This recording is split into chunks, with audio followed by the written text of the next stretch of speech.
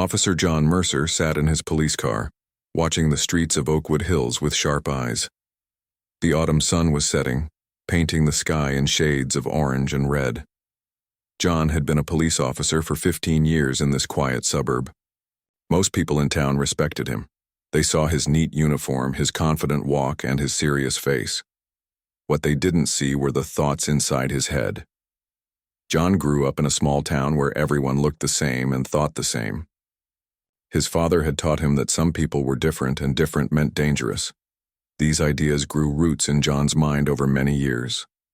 Now, at 42 years old, these roots were deep and strong. John didn't think of himself as a bad person. He thought he was just being careful, doing his job well. Dispatch to Unit 17, crackled the radio in his car. John picked up the radio. This is Unit 17, go ahead. We have reports of suspicious activity near Lakeview Gardens. Resident called about someone who doesn't belong in the neighborhood. Can you check it out?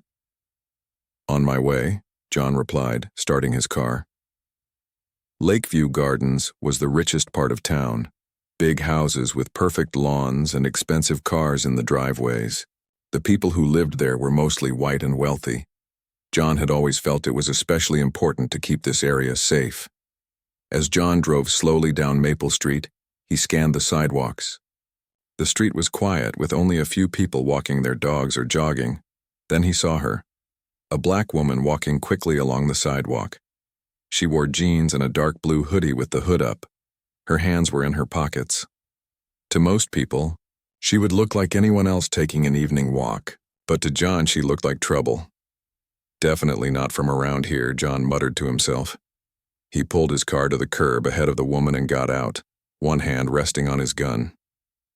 "Excuse me, ma'am," John called out, his voice harder than necessary. "I need to speak with you." The woman stopped walking and looked at John with surprise. She was in her early 30s with clear skin and intelligent eyes. She stood straight and calm. "Is there a problem, officer?" she asked. "What are you doing in this neighborhood?" John demanded, not answering her question. The woman raised an eyebrow. "I'm walking. Is that against the law now?" John didn't like her calm confidence. People were supposed to be nervous around police, especially when they were somewhere they didn't belong. "I'll need to see some ID," John said, stepping closer. "May I ask why? I haven't done anything wrong." Her voice was level, professional. "This is a high-value area. We've had reports of suspicious activity. Now show me your ID." John's hand pressed more firmly on his gun. The woman sighed, clearly annoyed but not afraid. "Fine. My ID is in my pocket. I'm reaching for it now." She moved her hand slowly toward her hoodie pocket. John watched her every move, his heart beating faster. In his mind, the woman was not just reaching for ID. She could be reaching for a weapon. She didn't look afraid, and that made John afraid. "Keep your hands where I can see them," John suddenly shouted. "I'm just getting my ID like you asked," the woman said, her hand continuing to move toward her pocket. "I'm moving slowly. There's no need to—" "Stop!" John yelled, but it was too late. His fear and prejudice had taken control. As the woman's hand disappeared into her pocket, John pulled out his gun and fired. The sound of the gunshot echoed through the quiet neighborhood. Dogs began barking. Lights turned on in nearby houses. The woman fell backward, a look of shock on her face. Blood began to spread across her blue hoodie just below her left shoulder. "What did you do?" she gasped, her free hand pressing against the wound.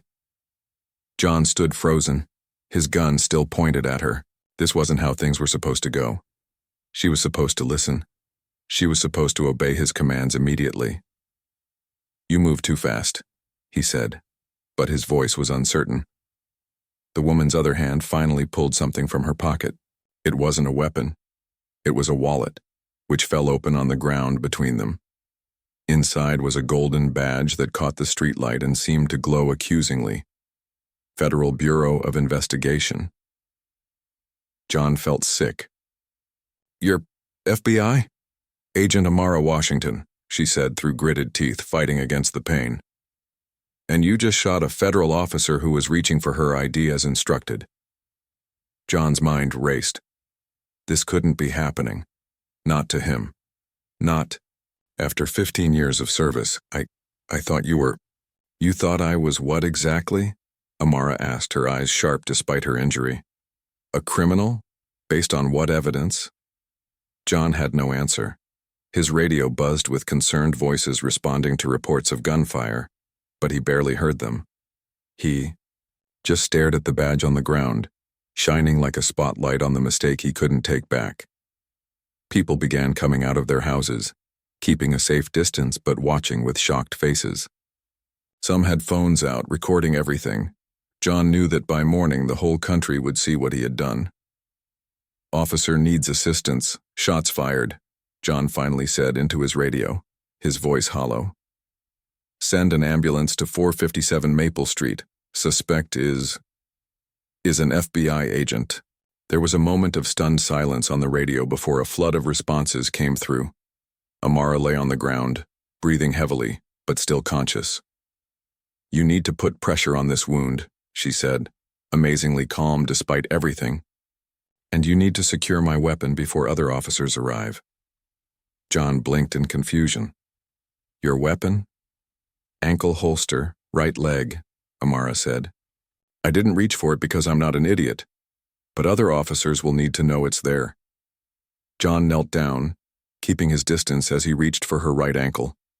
Sure enough, there was a small handgun in an ankle holster. He removed it carefully and placed it on the ground away from both of them. "Why are you here?" John asked, finally pressing a hand against her wound. Blood seeped between his fingers. Amara winced at the pressure but answered clearly, "I was meeting a confidential informant about police corruption in this district and 2 others." The irony hit John like a punch to the stomach. He had just shot an FBI agent who was investigating police misconduct, proving exactly why such investigations were needed. Sirens wailed in the distance, getting louder. Red and blue lights began to flash against the houses and trees. John knew his life would never be the same after tonight.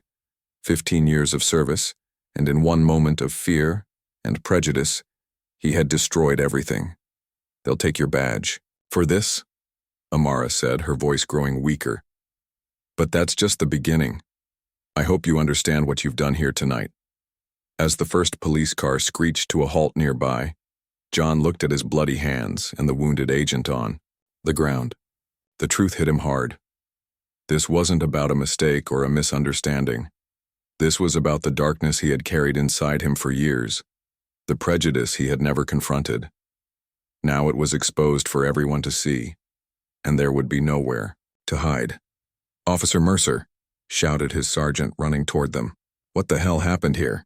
John looked up, his career and freedom slipping away with each drop of blood on the sidewalk. "I shot her," he said simply. "I shot an FBI agent." The look on his sergeant's face told John everything he needed to know about what was coming next. As paramedics rushed to Amara's side, John was pulled away by other officers. His gun was taken, his hands were cleaned and swabbed for evidence, and his rights were read to him in a quiet, shocked voice. The night had only just begun, and already, John Mercer's life as he knew it was over. The news spread fast. By midnight, every TV channel was showing the same story. Police officer shoots FBI agent in wealthy neighborhood. Some stations already had videos taken by neighbors who had watched the whole thing happen. John Mercer's face was on screens across the country, his actions played over and over again. At the police station, John sat alone in a small room. His badge and gun were gone. His hands were empty. Outside the room, his fellow officers talked in low, shocked voices. Some defended him out of loyalty. Others shook their heads, knowing this was indefensible. Police Chief Thomas Wilson arrived at the station just after midnight. His face was grim as he walked past reporters shouting questions. Inside, he went straight to the room where John waited. "What were you thinking, Mercer?" Chief Wilson asked, not sitting down. John stared at the table. "She was reaching into her pocket. I thought." "You thought she was dangerous because she was black in a white neighborhood," Chief Wilson cut him off. "Don't lie to me or yourself." John looked up, surprised by the chief's directness. We've had complaints about you before, the chief continued. I've seen the pattern in your arrests. More stops of black drivers, harsher treatment. I should have acted sooner. He rubbed his tired eyes. Now an FBI agent is in surgery, and our whole department is under investigation. What's going to happen to me? John asked. You'll be charged. Probably attempted murder, civil rights violations, and more. The FBI is taking over the case. This won't be handled in-house. Chief Wilson's voice was flat. Your lawyer will be here soon. You're going to need a good one. At Mercy Hospital across town, doctors worked to save Agent Amara Washington's life. The bullet had missed her heart but damaged her shoulder badly. FBI agents filled the waiting room, grim-faced and angry. Their colleague had been shot for no reason except the color of her skin. Special Agent in Charge. Marcus Bennett paced the hallway. He had recruited Amara 5 years ago. She was one of his best agents, smart and dedicated. Now she was fighting for her life because of a prejudiced cop. Any update? Asked Agent Tanya Rivera, joining him in the hallway. She's still in surgery. Doctor says the bullet broke her collarbone and damaged some muscles but missed the major arteries. She should live. Bennett's voice was tight with anger. Small comfort, Rivera said. She was there investigating police bias and she became a victim of it. The irony isn't lost on me, Bennett replied. We have her informant secured. She was 10 minutes away from meeting him when she was shot. What about Mercer, the cop who shot her? He's at the station. We'll take him into federal custody by morning. Bennett checked his watch. Director Reynolds is flying in from D.C. This case goes straight to the top. Morning came with crowds gathering outside the police station. Some carried signs demanding justice. Others simply stood in silent witness. The crowd was diverse. Black, white, young, old, all united in anger over what had happened. Inside the station, FBI agents arrived to take John into custody. His lawyer, a tired-looking man named Greg Powell, had arrived an hour earlier. Powell had defended cops before, but even he looked worried about this case. They're transferring you to federal custody, Powell told John. This is serious, John. The evidence against you is strong. The body camera footage is quite damaging. John had forgotten about his body camera. It had recorded everything. His tone, his assumptions, his actions. There would be no hiding from what he had done. What does the footage show? John asked quietly. It shows you approaching a woman who was doing nothing wrong. It shows her clearly stating she was reaching for her ID. It shows you shooting her without proper cause. Powell sighed. And her ID and badge were exactly where she said they'd be, in her pocket. John felt sick. Can you get me out of this? I can try for a plea deal maybe. But John, you need to understand, this isn't going away. The victim is an FBI agent investigating police bias. You couldn't have picked a worse person to profile. 2 FBI agents entered the room. They were professional but cold as they read John his rights again and placed him in handcuffs. As they led him out, he saw his fellow officers watching. Some looked away. Others stared with open disappointment. The thin blue line that usually protected officers was nowhere to be found today. Outside, the crowd's noise grew as John emerged. Camera flashes blinded him. People shouted angry words. The FBI agents moved him quickly to a waiting car with tinted windows. As they drove away, John caught a glimpse of Chief Wilson speaking to reporters, his face serious and sad. At the hospital, Amara Washington woke up. Her shoulder was wrapped in thick bandages and pain medication made her thoughts foggy. But she was alive. Agent Bennett was sitting beside her bed. Welcome back, he said with a small smile. The officer who shot me, Amara said, her voice weak. What's happening with him? Being transferred to federal custody as we speak. This case is priority 1, Amara. Director Reynolds himself is overseeing it. Amara nodded slightly, careful not to move her injured shoulder. The informant? Safe. We got him into protective custody last night. Bennett leaned forward. He says he has evidence of systemic bias in 3 police departments, including Oakwood Hills. Text messages, internal memos, unofficial policies about which neighborhoods to patrol more heavily.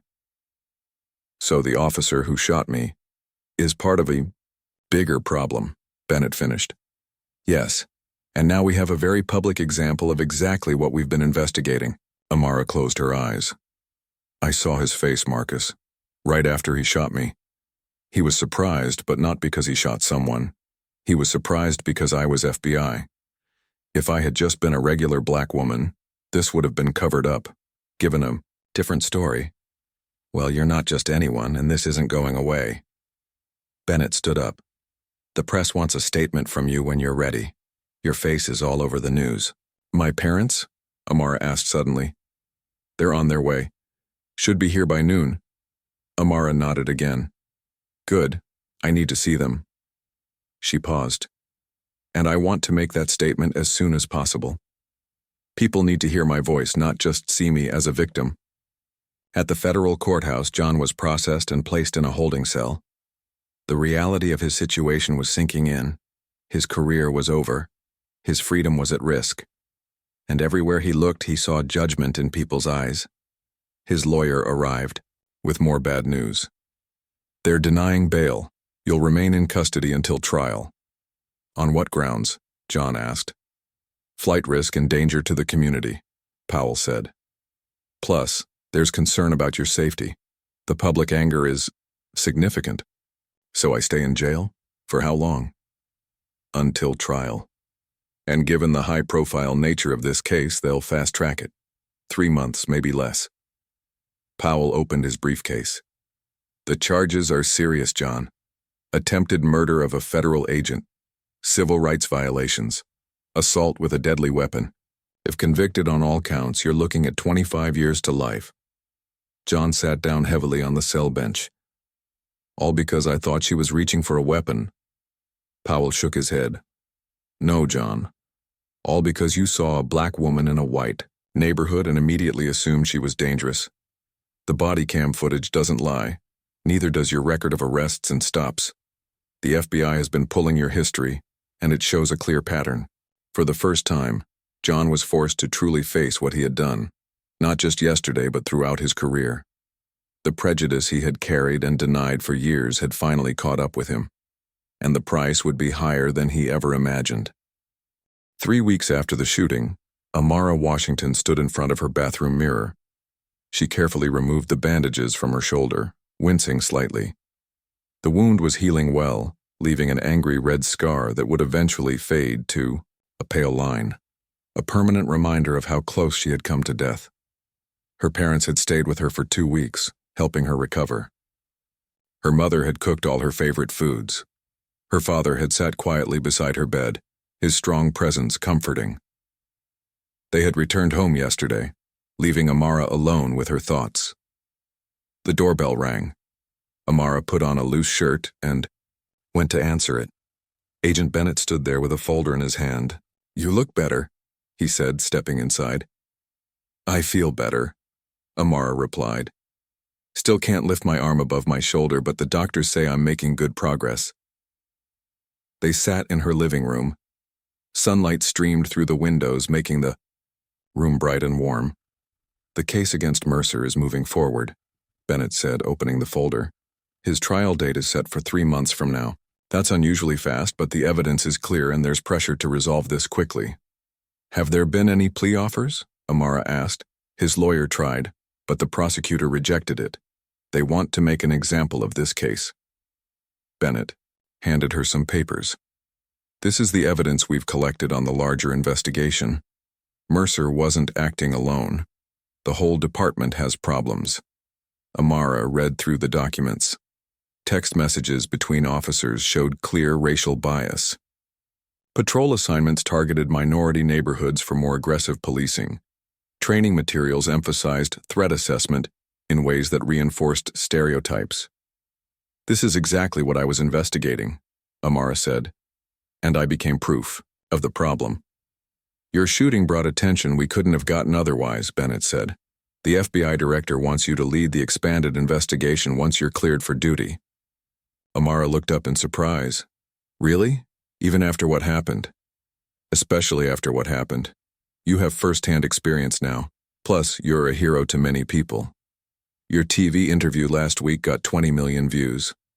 Amara had given a single interview from her hospital bed, speaking calmly about what had happened. She hadn't shown anger, just determined resolve. Her words about systematic bias and the need for police reform had resonated with people across the country. I'm not a hero, Amara said. I'm just doing my job. Well, your job is about to get bigger, Bennett replied. The director wants to create a new task force focused on police reform nationwide. He wants you to head it. Amara sat back, thinking about this opportunity. I'll need to finish healing first. Of course. The task force won't be official until after Mercer's trial anyway. Bennett looked at her carefully. How are you really doing, Amara, not just physically? Amara was quiet for a moment. I have nightmares. I see his face, see the gun pointing at me. I feel the bullet hit me again and again. She took a deep breath. But I'm not letting it stop me. This is too important. Across town in the county jail, John Mercer sat on his thin mattress. He had been placed in protective custody, separated from other inmates who might target a former police officer. His cell was small and plain, with just a bed, toilet, and small desk. The door opened, and a guard led in his lawyer, Greg Powell. How? Are you holding up? Powell asked after the guard left. John shrugged. As well as can be expected. What's happening outside? The protests continue, but they're peaceful. Your former department is under federal investigation now. Chief Wilson resigned yesterday. John looked surprised. Resigned? Why? He's taking responsibility for not addressing the patterns of bias sooner. Powell opened his briefcase. Internal. Affairs found 8 complaints against you over the years, all from minorities. All were dismissed without proper investigation. I didn't know about most of those complaints, John said. That's part of the problem. The system protected you when it should have corrected you. Powell pulled out some papers. The prosecution shared their evidence today. It's strong, John. Very strong. John looked at the papers without touching them. What's their case? Your body camera footage, your history of biased policing, text messages you sent to other officers showing racial prejudice, and Agent Washington's testimony, which is compelling and believable. Powell sighed. The prosecutor is seeking the maximum sentence. What's that? For all charges combined? 30 years. John's face went pale. 30 years? I'd be 72 when I got out. If you got out, Powell corrected. Some of these charges carry life sentences. John stood up and paced the small cell. All because I made one mistake. Powell shook his head. No, John. The evidence shows this wasn't one mistake. This was the inevitable result of years of unchecked bias. The text messages alone. What text messages? John demanded. Powell read from a paper. Just pulled over another one driving. Through where they don't belong. These people need to learn their place. Cleaned up the neighborhood today, sent them back where they came from. He looked up. There are dozens more like this. John sat down heavily. He had sent those messages thinking they were private jokes between officers who thought like him. Now they would be read in court, showing everyone the thoughts he had hidden behind his badge. The prosecution also has statements from people you arrested or stopped over the years, Powell continued. Black drivers stopped for no reason. Excessive force used during arrests. Searches conducted without proper cause. That was just good policing, John protested. No, it wasn't. And a jury won't see it that way. Powell gathered his papers. I need you to understand the reality here, John. The evidence against you is overwhelming. Agent Washington is a sympathetic victim. The political climate demands accountability. You need to prepare yourself for a guilty verdict and a severe sentence. As Powell left, John sat alone with these hard truths. For the first time, he began to see his actions through others' eyes. The good policing he had been proud of looked very different when examined closely. He had ruined his own life through years of prejudice that had finally led to violence. Meanwhile, the city of Oakwood Hills was changing. The shooting had forced uncomfortable conversations about race and policing. At a community meeting in the city hall, hundreds of residents gathered to discuss the way forward. The acting police chief, Lisa Ramirez, stood before the crowd. What happened to Agent Washington was inexcusable, but it didn't happen in isolation. We are committed to making real changes in our department. A resident stood up. How can we trust those changes will be real? This has been going on for years. That's why we're establishing a citizen oversight committee, Chief Ramirez replied, with real power to review police actions and policies. And we're working with the FBI's new task force on police reform. In the back of the room, Amara Washington stood quietly, her arm still in a sling. She had come to listen, not to speak, but people recognized her and whispers spread through the crowd. The meeting moderator spotted her. Agent Washington, we didn't know you would be here. Would you like to say a few words? All eyes turned to Amara. She hadn't planned to speak, but she saw the opportunity to make a difference. She walked slowly to the front of the room, feeling the weight of everyone's attention. I came here as an observer, she began, her voice clear and strong. But I want you to know that what happened to me is leading to real change. Not just in Oakwood Hills, but across the country. The path forward isn't easy, but together we can create a justice system that truly serves and protects everyone equally. The key room erupted in applause. Amara saw hope in the faces around her, hope that from this painful incident something better might emerge. And for the first time since the shooting, she felt that same hope herself. The day of John Mercer's trial arrived with heavy rain and dark clouds. News vans lined the street outside the federal courthouse. Protesters stood under umbrellas, holding signs demanding justice. Police officers in rain gear kept everyone behind barriers, their faces serious and uncomfortable. Inside the courthouse, John sat beside his lawyer, wearing a suit that now hung loose on his frame. 3 months in jail had made him thinner, his face drawn and pale. He looked older than his 42 years. Remember what we discussed, Greg Powell said quietly. Don't show anger. Look respectful. Speak clearly if you're called to testify. John nodded, but his mind was elsewhere. He kept thinking about his empty apartment, his parents who hadn't visited him once since his arrest, his former colleagues who had turned their backs on him. His whole life had collapsed like a house of cards. The courtroom filled quickly. Journalists took seats in the back. In the front row sat FBI Director Reynolds, a tall man with silver hair and a stern expression. Beside him was Agent Bennett, Amara's supervisor. And then came Amara herself, walking slowly but steadily, her left arm moving a bit stiffly but no longer in a sling. John couldn't help staring at her. This was the woman he had shot, the woman whose life he had nearly ended. In person, she looked strong and composed, her head held high. She glanced at him once, her expression not angry but evaluating, as if he were a problem to be solved. All rise, called the bailiff, as Judge Michael Chen entered the courtroom. Judge Chen was known for his fair but tough approach. He had been a civil rights attorney before becoming a judge, and he understood the importance of this case. He looked out at the packed courtroom with calm, steady eyes. Be seated, he said. We are here today in the case of United States versus John Mercer. Before we begin, I want to make something clear. This courtroom will remain orderly at all times. No outbursts will be tolerated. The prosecutor, Sarah Jackson, stood to make her opening statement. She was a veteran federal prosecutor with a strong record of winning cases. Your Honor, this case is about abuse of power, prejudice, and the consequences. When those two things combine, she began. The evidence will show that the defendant, John Mercer, shot FBI agent Amara Washington, not because of any real threat, but because of his own bias and prejudice. Jackson walked to a screen where she showed the body camera footage. The courtroom watched in silence as the encounter played out exactly as it had happened. John flinched when he heard the gunshot, saw Amara fall. The evidence will show that.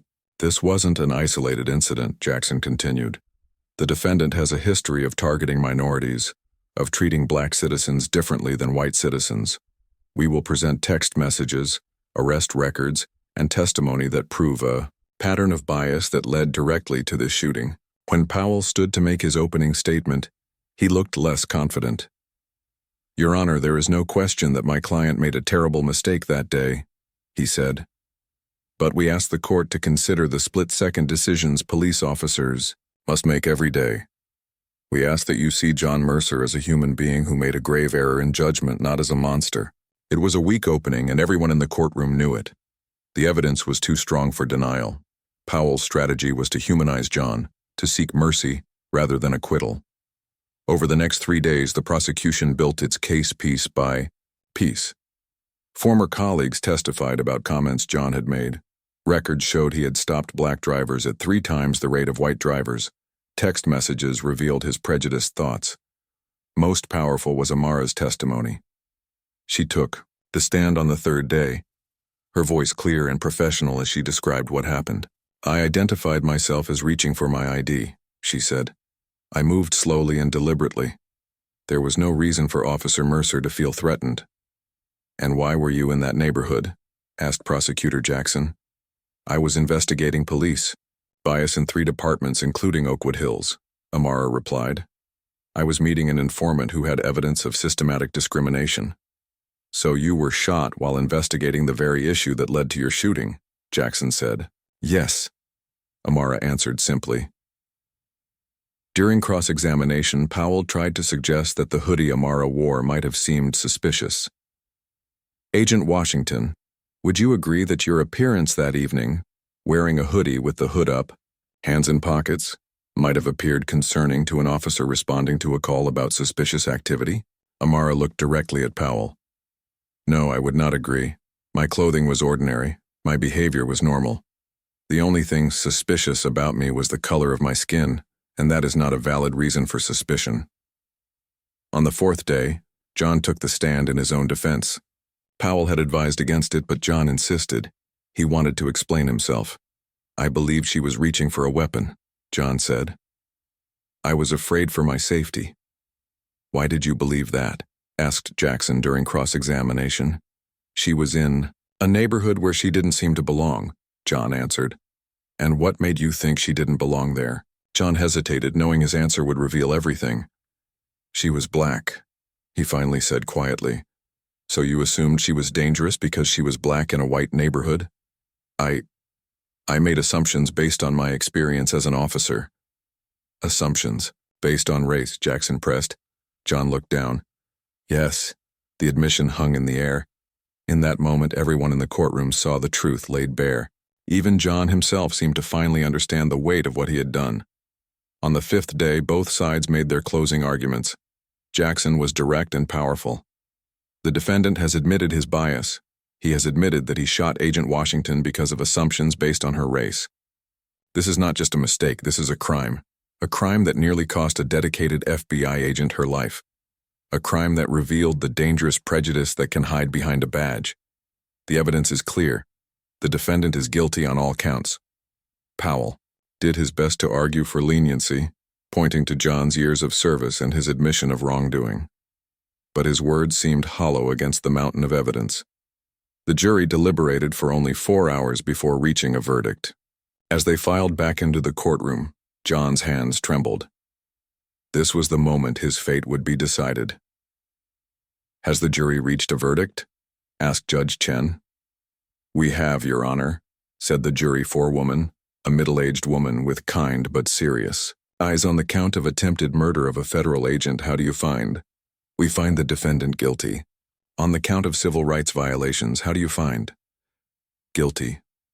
"On the count of assault with a deadly weapon, how do you find?" "Guilty."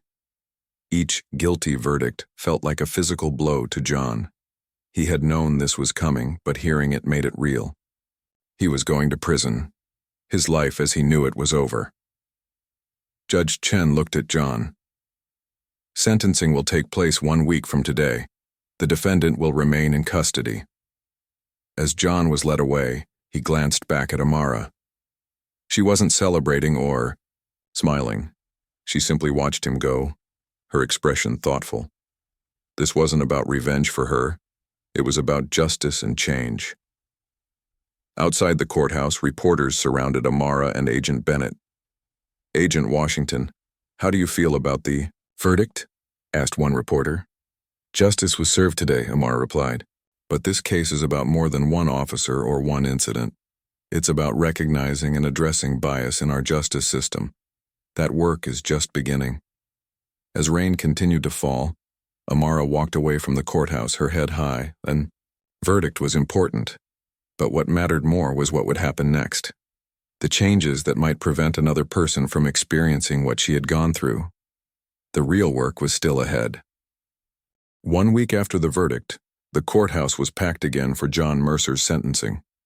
The case had captured national attention, with many seeing it as a test of whether the justice system would truly hold police officers accountable for bias-motivated actions. John sat at the defense table, staring straight ahead. The past week had been the longest of his life. He had spent it in a cell, thinking about everything that had led him to this moment. For the first time, he had truly examined his own prejudices and actions without excuses or justification. Judge Chen entered the courtroom, his face serious as he took his seat. He looked at John for a long moment before speaking. "Mr. Mercer, please rise for sentencing." John stood on shaky legs, his lawyer beside him. "This court has considered many factors.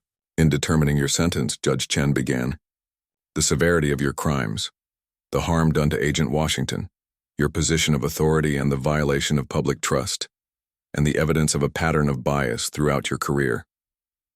The courtroom was completely silent. Even the reporters had stopped typing, waiting for the judge's decision.